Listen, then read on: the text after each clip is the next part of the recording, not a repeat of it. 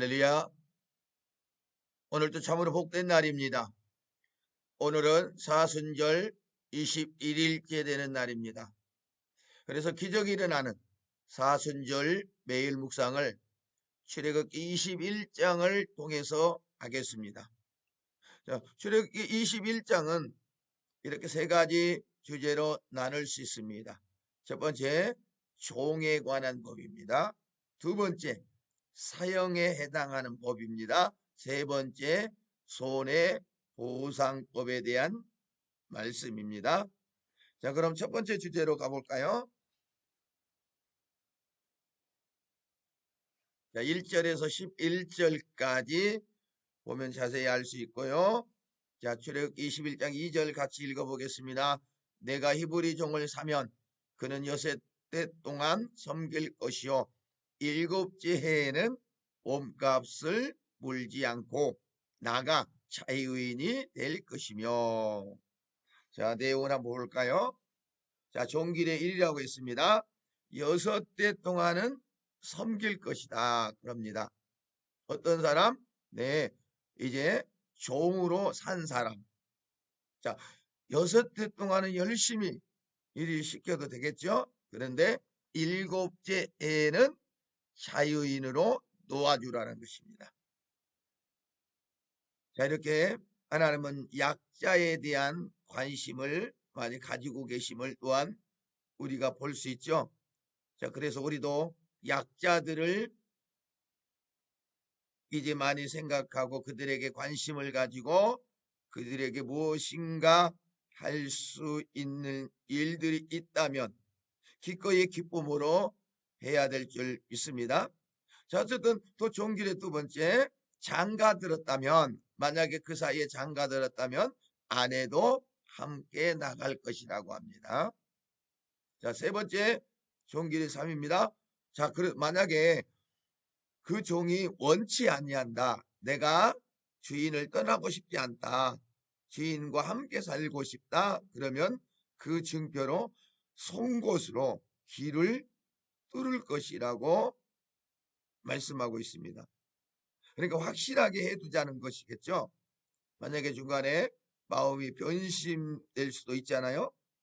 그것을 아마 하나님이 또한 대비책으로 송곳으로 귀를 뚫으라고 하는 것을 볼 수가 있습니다. 자, 어쨌든 하나님께서 이렇게 약자들을 생각하되 또한 어디까지 스스로 결정할 수 있도록 거기까지 지금 가고 있습니다. 자, 어쨌든 원치 아니하면 여기 또 생각한다면 자원하여. 그래서 우리는 하나님의 일을 할 때 자원해서 해야 됩니다. 그것을 하나님이 좋아하시는 것 같아요.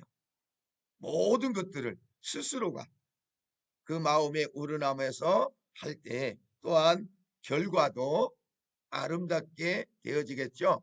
좋은 열매가 맺혀질 것입니다.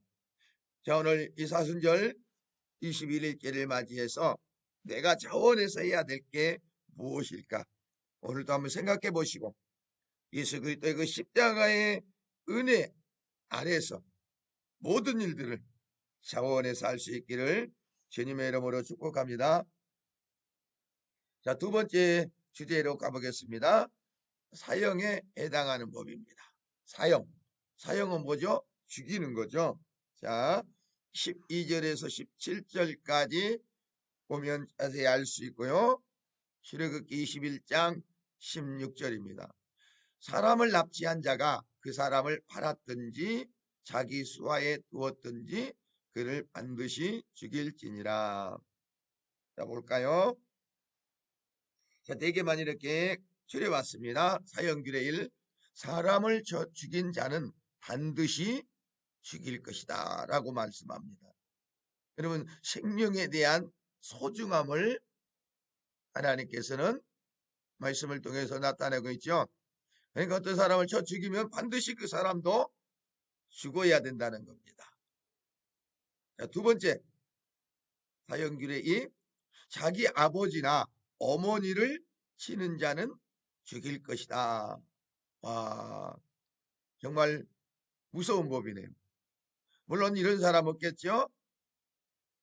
그러나 혹여라도 이런 사람이 있다면 어떻게 될까요? 오늘 이 시대는 죽인다라는 겁니다. 그래서 부모에 대한 말씀을 성경에서 많이 하고 있죠. 그래서 십계명에서 내 부모를 공경하라. 신약 성경에도 역시 많이 나오는 걸 볼 수가 있습니다. 어쨌든 자기 아버지나 어머니를 치는 것, 그것은 나를 치는 것과 같다라고 생각해야 될 것입니다. 그래서 치는 자는 죽일 것이다. 자, 세 번째, 사형률의 세 번째입니다. 사람을 납치한 자, 유기한 자. 무섭게 지금 판단하고 있는 것을 볼 수가 있습니다. 그래서 사람을 납치한 자가 그 사람을 팔았든지 자기 소화에 두었든지 그를 반드시 어떻게 하라고요? 죽이라는 겁니다. 오늘날 납치하는 그런 어떤 상황들이 많이 발생하는데 그리함으로 말미암아 그 가족들의 그 마음을 아프게 하고 삶의 그런 어떤 그 어려움을 당하게 만드는 사람들이 종종 있는 것을 볼 수가 있습니다. 구약시대에 간다면 죽이는 거죠. 자, 사형길의 사합니다. 자기 아버지나 어머니를 저주하는 자. 자, 두 번째는 자기 아버지나 어머니를 치는 자. 실제적으로 신체적인 학대라고 볼 수가 있죠. 자, 네 번째, 자기 아버지나 어머니를 저주요. 말로. 이거를 정서적 학대라고 하는데, 자, 정서적 학대를 해도 어떻게 하라? 죽이라는 겁니다. 참 무서운 법이죠. 이렇게 무섭게 법을 만들었다는 것은 무엇을 말합니까? 하지 말라는 겁니다. 어떤 일이 있어도 죽었다 깨어나도 이런 일을 하지 말라는 겁니다. 그 대상자의 그 어떤 소중한 삶을 해야지 말라는 겁니다. 만약에 하면 내 자신에게도 그대로 적용하겠다라는 겁니다. 자, 어쨌든 이 사형규례를 보면서 또 성경을 또 읽어가면서 내가 어떻게 살아야만이 하나님께 인정을 받고 또한 특별히 우리가 구원을 하지 않을 수가 없죠. 그래서 하나님의 나라에 들어갈 사람이 될지 생각하시면서 신중하게 생각하시면서 선택을 바로 해야 될 줄로 믿습니다. 자, 세 번째 주제로 가보겠습니다. 손해보상법입니다. 18절에서 36절까지 보면 자세히 알 수 있고요. 출애굽기 21장 26절 한번 같이 읽어보겠습니다. 사람이 그 남종의 한 눈이나 여종의 한 눈을 쳐서 상하게 하면 그 눈에 대한 보상으로 그를 놓아줄 것이며. 자, 구체적으로 들어가 보겠습니다. 자, 보상 1이라고 했습니다. 돌이나 주먹으로 치면 손해를 배상하고 완치되게 하라. 완치될 때까지 도와주라. 책임져 주라. 이 말씀입니다. 두 번째, 임신하는 여인을 치면 어떻게 해요? 벌금을 냅니다. 만약에 죽으면 생명은 생명으로. 이 말은 죽이라는 거죠. 자, 임신하는 여인. 오늘날 버스나 전철을 보면 임신하는 분들에 대한 배려를 많이 하죠. 왜 그럴까? 임신하는 여인을 이렇게 귀하게 여긴 거는 왜 그럴까? 예, 그 안에는 또 다른 생명이 들어있다라는 거겠죠. 또한 그 또 다른 생명을 가진 여인을 귀하게 여기라는 거예요. 어떻게 보면 좀 특별하게 대우해 주라는 겁니다. 주변에 다니시면서 이렇게 임신하는 여인을 보면 특별한 대우를 해 드릴 수 있기를 바랍니다. 보상 세 번째입니다. 종의 눈을 쳐서 상하게 하면 그 종을 놓아주라는 겁니다. 그 눈에 대한 보상으로 놓아줄 것을 말씀하고 있습니다. 자, 보상 4입니다. 종의 일을 쳐서 빠뜨리면 여전히 또한 종을 놓아줄 것이라고 말씀하고 있습니다. 아까도 말씀드렸지만 이렇게 약자들에 대한 보호도 철저히 하나님은 하시는 것을 볼 수가 있습니다. 자, 보상 5번째입니다. 소가 받아서 죽이면 소를 쳐 죽이래요. 자, 소가 어떤 사람을 받아서 죽였어요. 그러면 그 소를 쳐 죽이라는 겁니다. 보상 6번째입니다. 구덩이를 파고 덮지 않아 소가 빠지면 누가 보상을 해요? 예, 구덩이를 파고 덮지 않는 그 사람이 보상을 해라는 겁니다. 자, 이걸 보면서 우리가 많은 걸 생각할 수 있죠. 자, 구덩이를 파고 덮지 않았다. 덮어야 되겠죠. 주인도 덮어야 될 줄 알았겠죠.